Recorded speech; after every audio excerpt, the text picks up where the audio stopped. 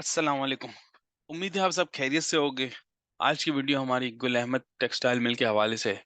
काफ़ी सारे सब्सक्राइबर इस तरह जिक्र कर रहे थे कि इस पे बारे में बताया जाए, क्योंकि टेक्सटाइल सेक्टर ऐसा सेक्टर है जो कि एक एक्सपोर्ट ओरिएंटेड सेक्टर है। और इस सेक्टर में मैंने रिसर्च की और सबसे जो मुझे बेहतर लगा ना टेक्सटाइल कंपनी का शेयर, तो वो उसके बारे में मैंने एक क्विक प्रेजेंटेशन बनाई है। इस प्रेजेंटेशन में हम बहुत मुख्तसर और पॉइंट टू पॉइंट जिक्र करेंगे, जिसमें कंपनी का ओवरव्यू बताऊंगा, बैकग्राउंड वगैरह, फिर रिजल्ट्स बताऊंगा, इसके फाइनेंशियल डिविडेंड के बारे में थोड़ा बहुत जिक्र करूंगा, शेयर प्राइस के बारे में बताऊंगा कि हिस्टोरिकली क्या थी अब क्या है, और फिर इसमें आखिरी मेरा व्यू बताऊंगा कि मैं क्या समझता हूँ कि उसमें इन्वेस्टेबल है या नहीं है। सबसे पहले बिजनेस की बात करें, गुल अहमद कोई ऐसा ऐसा ब्रांड नहीं है, ऐसा नाम नहीं है जिसको आप सब जानते नहीं है। लेकिन अक्सर और बेशतर हम लोग जो जानते हैं ना, वो गुल अहमद कपड़े के हवाले से जानते हैं।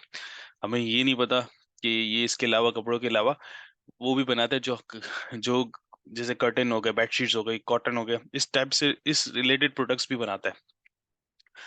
तो कंपनी का बैकग्राउंड ये है कि इसकी इसकी सेल्स पाकिस्तान में, प्लस इसकी काफ़ी सब्सिडरीज हैं, जिसमें मेरे ख्याल में यूके, यूएस और यूएई में इसकी कुछ सब्सिडरीज हैं जो कि इसी का कपड़ा माल बेचती है। तो ये कुल अहमद जो पाकिस्तान में है ना, वो एक्सपोर्ट कर बना के एक्सपोर्ट करती है इन अपनी ब्रांचेस को, और वो ब्रांचेस सेल करती है, और ये इस तरह ही कमाता है। ये के बैकग्राउंड। अब इसकी फाइनेंशियल रिजल्ट्स की बात करें, जब फाइनेंशियल रिजल्ट बाजार अगर देखा जाए तो अच्छे नहीं लगते। क्यों अच्छे नहीं लगते? क्योंकि हम देख सकते हैं 9.5 अरब था, अब 4.5 अरब है। ईपीएस 13.5 था, अब 6। तो ऐसा लगता है कि यार कंपनी परफॉर्मेंस गिरी है। लेकिन कंपनी की परफॉर्मेंस मेरे हिसाब से गिरी नहीं है। इसकी वजह मैं बता दूं क्यों। क्योंकि कंपनी ने सेल्स तो इंक्रीज हुई है, और जो जिसकी वजह से इनका प्रॉफिट कम हुआ है ना, उसकी कॉस्ट है। इनकी कॉस्ट इतनी ज्यादा हाई हो गई, इसकी एक तो वजह है कंपनी पाकिस्तान में जो ये जो फ्लड आया, इसकी वजह से इनको ये जो कॉटन बेल्स है, इसमें इनको चैलेंज हुआ कि वो जितनी क्वांटिटी में रिक्वायर वो नहीं मिली। तो उनको हाई कॉस्ट इनकर्ट करनी पड़ी उसको एक्वायर करने के लिए। एक चीज, दूसरी, जो इन्फ्लेशन है ना, इन्फ्लेशन भी इनकी आउट ऑफ कंट्रोल है, इनके कंट्रोल में नहीं है इन्फ्लेशन को मॉनिटर करना। तो ये दूसरी पॉइंट है जिसकी वजह से इनकी कॉस्ट काफी हाई हुई। और मैं इनकी बोर्ड ऑफ डायरेक्टर वगैरह की आप रिपोर्ट भी देख सकते हैं, उसमें क्लियरली मेंशन है कि काफी सारे इन्वायरमेंटल फैक्टर्स हैं, और जिसकी वजह से जो कि इनके कंट्रोल में नहीं है, इस वजह से इनकी कॉस्ट हाई रही और इनका रिजल्ट ये रहे। हावर अगर रेवेन्यू का नंबर की बात करें, 121 से 138 अरब, 38 अरब हुआ है, तो मेरे ख्याल में रेवेन्यू नंबर तो सेल्स तो बड़ी है, जो परफॉर्मेंस जिसको कहेंगे। नेट ऑब्वियसली रिजल्ट थोड़ा सा अच्छा नहीं है, और इस वजह से काफी इसकी शेयर भी काफी प्रेशर में रहा, और डिक्लाइनिंग ट्रेंड में। एसेट पोजीशन की बात करें तो मुझे एसेट पोजीशन इसकी अच्छी लगी है। एक तो सबसे पहले इसके कंपनी मैं एसेट पोजीशन को ज्यादा जिक्र करने के बजाय मैं ये इसको बता दूं, ये कंपनी एक्सपोर्ट ओरिएंटेड कंपनी है। मतलब इसके जो रेवेन्यू है ना, वो डॉलर में आता है। और पाकिस्तान और पीकेआर डॉलर में, आपको अंदाजा होगा कि कितना जो भी कोई भी कंपनी अगर फॉरेन या में डील कर रही है, तो वो बेनिफिशियली है, खासतौर पर अगर वहां से कमा रही है। तो मुझे इसलिए ये कंपनी की बैलेंस शीट इस हिसाब से थोड़ी सी बेहतर लगी दूसरी कंपनी के मुकाबले में। एक चीज, दूसरी चीज अगर मैं बात करूं, अगर हम वैसे मोटा मोटा देखा जाए तो इसकी करंट लायबिलिटी 67 है, और इसकी करंट एसेट 674 है। ज्यादा गैप नहीं है, लेकिन जो कंपनी का बिजनेस मॉडल है ना, बेचना कपड़े, तो इस हिसाब से मुझे लगता है कि अच्छी पोजीशन है। कोई रनिंग स्टॉक है, डेफिनेटली इनके पास ऐसा स्टॉक होगा जो टाइम लगाएगा, लेकिन ये ऐसी चीज है कि इसकी डिमांड रहेगी, कपड़े की डिमांड रहेगा। और इसका जो डाइवर्सिफाइड बिजनेस है ना, जिसमें सिर्फ ह्यूमन के कपड़े नहीं, बल्कि कुशन भी हैं, कर्टन्स भी हैं, इस टाइप की चीजें भी है, तो इसलिए इसकी डिमांड एक काफी सेट स्टैब्लिश है। तो मैं समझता हूँ कि अच्छी पोजीशन है फिलहाल इसके अकाउंट्स की। डेफिनेटली अभी प्रॉफिट कम है, तो डिक्लाइनिंग तो नजर आ रहा है, लेकिन बाजार ओवरऑल अच्छी पोजीशन है।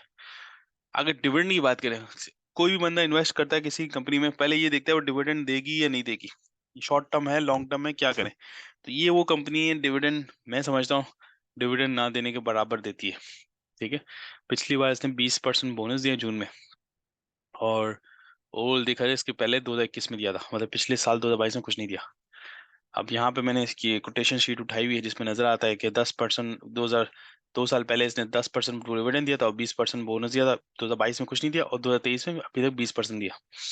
तो डिविडेंड के हवाले से मैं ही नहीं समझता ये शेयर वो शेयर है जो आपको, अगर डिविडेंड कमाना है तो ये शेयर आपके लिए नहीं है। लेकिन अगर ये ग्रोथ के, अगर आपका इंटेंशन लॉन्ग टर्म ग्रोथ है, तो डेफिनेटली मेरे ख्याल में अच्छी प्राइस पे फिलहाल। करंट प्राइस पे जाए कि करंट प्राइस 20, 20.5 रुपए मिल रहा है। और अभी मार्केट जबकि इतनी ऊपर गई इसके बावजूद भी ये नीचे। मैं ये समझता हूँ कि मार्केट की अप जाने पे जो फायदा उठाना चाहिए था ना, तो इस शेयर को वो फायदा अब तक नहीं हुआ। अब क्यों नहीं हुआ इसकी मैं डिटेल में नहीं जाऊंगा, लेकिन इसकी एक मोटी मोटी बात है ये कि ये वो शेयर है कि लोगों को लग रहा है कि ये अभी इन्वेस्टेबल नहीं है, और ये प्रॉफिट भी इसकी कम है, रेवेन्यू भी कम है। रेवेन्यू ज्यादा है लेकिन प्रॉफिट, नेट प्रॉफिट कम है, तो इसलिए इसको इन्वेस्ट नहीं किया जाए। अब मुझे लगता है कि ये इसकी बुक वैल्यू जो कि ये हिस्ट्री में 56 पे गया, मैं ही समझता हूँ कि अभी बहुत अच्छी प्राइस में फिलहाल मौजूद है। टेक्सटाइल इंडस्ट्री में सबसे बेहतर शेयर है और अभी फिलहाल अच्छी प्राइस में मौजूद है मेरे मुताबिक। हिस्टोरिक में 56 पे गया मेरे ख्याल में 2021 में, और यहाँ पे जब नीचे काफी आया था, इसी 20 पे आया था जब कोविड टाइम था, आज भी उसी पे। तो मैं समझ, और आज और कोविड के टाइम की परफॉर्मेंस आप मैच कर ले, रेवेन्यू आज का बहुत ज्यादा है। तो मैं समझता हूँ कि अभी एक अच्छी प्राइस पे है मेरे मुताबिक। बाकी मेरा व्यू क्या है इसके बाद, आया इसको इन्वेस्ट करना चाहिए नहीं करना चाहिए, तो मैं समझता हूँ डिविडेंड जिसको कमाना है, शॉर्ट टर्म कमाना है, तो आंसर इज नो। अगर किसी को लॉन्ग टर्म कमाना है तो लॉन्ग टर्म के लिए तो अच्छा शेयर है, वो ग्रोथ देगा वैल्यू पे, डिविडेंड पे नहीं। क्यों ग्रोथ देगा? एक तो पाकिस्तान की पॉपुलेशन बढ़ रही है, जिससे पॉपुलेशन बढ़ेगी तो ये इंडस्ट्री ऑटोमेटिकली इसकी डिमांड भी बढ़ जाएगी, कपड़ों की, कुशन की, कर्टेन्स की, ठीक है। दूसरी चीज, आईटी एंड टेक्सटाइल सेक्टर वाहिद पाकिस्तान का सेक्टर है जो कि one of the key export, मतलब ऐसा सेक्टर है जो एक्सपोर्ट होता है पाकिस्तान से बाहर, और अच्छा खासा एक्सपोर्ट रेवेन्यू बनाता है। तो मैं समझता हूँ कि इस तरह के जब कम गवर्नमेंट को चैलेंजेस होते हैं डॉलर्स के, तो वो एक्सपोर्ट को जरूर फोकस करती है, और जब उनका एक सेक्टर सेटअप हुआ हुआ है, स्टेब्लिश हुआ हुआ है, तो उसको सारी सहूलियात देती है कि एक्सपोर्ट बढ़े। तो इसलिए हम हिस्टोरिकली अब देखें, अभी भी देखें कि टेक्सटाइल एक्सपोर्ट को थोड़े से बेनिफिट्स हैं, क्योंकि वो एक्सपोर्ट सेक्टर है। तो मैं समझता हूँ इसलिए ये, मुझे लगता है इसलिए अच्छा होगा लॉन्ग टर्म में। करेंटली इसकी बुक वैल्यू 50 या 56 रुपए है, तो उसका शेयर 20 रुपए पे ट्रेड कर रहा है। तो मैं समझता हूँ ये बहुत अच्छी अपॉर्चुनिटी है कि अभी भी गुंजाइश है कि 20 से बढ़ के जाएगा। हिस्टोरिकली मैंने आपको बताया 2 साल पहले 56 पे था, यही पोजीशन, इससे पुअर पोजीशन थी, फिर भी 56 पे था। तो मुझे लगता है ये बड़ा अच्छा शेयर है लॉन्ग टर्म के लिए। सॉरी। बाकी ये जैसे कि मैंने पहले ही बात की कि फॉरेन करेंसी पाकिस्तान में गिर रही है, पीकेआर गिर रहा है, डॉलर बढ़ रहा है। तो जब ऐसा सिचुएशन होगी और ये कंपनी डॉलर ही कमा रही है, तो आप सोचें कि इसको तो बेनिफिट है, क्योंकि रुपी रुपी में रिपोर्ट करती है, तो इसको तो बेनिफिट ही है। तो मैं समझता हूँ, और डॉलर जिस जब बढ़ेगा इसको फायदा होता जाएगा, पीकेआर जब जब गिरेगा इसको फायदा होगा। हमने ऐसा अभी तक नहीं देखा कि पीकेआर बढ़ने लगे डॉलर के मुकाबले में, ऐसा नहीं देखा। बहुत इनसिग्निफिकेंट अमाउंट इंक्रीज होती है। तो लेकिन इनके इन इन कंपनी के मानने से कि इनके डॉलर अकाउंट्स हैं तो उसमें मेंटेन करती है, तो इवेंचुअली इनको गेन ही नजर आता है इनकी, क्योंकि पीकेआर रिपोर्टिंग में। तो इस हिसाब से इस वजह, इन चार वजूहात की वजह बिना पे मुझे लगता है कि कंपनी लॉन्ग टर्म के लिए इन्वेस्टेबल है, गुड कंपनी टू इन्वेस्ट। बाकी इसके अलावा अगर किसी चैनल को सब्सक्राइब नहीं किया हुआ तो सब्सक्राइब कर ले, और इस वीडियो में कोई इंप्रूवमेंट पॉइंट है तो बताएं मुझे, इंशाल्लाह मैं नेक्स्ट वीडियो में ज़रूर कवर करूंगा। और कोई भी आपका सवाल हो तो लाजमी बोलें, तो इंशाल्लाह मैं कोशिश करूंगा उस पर आपको लाजमी प्रेजेंटेशन के थ्रू समझाऊँ। जज़ाकल्लाह, अस्सलाम वालेकुम।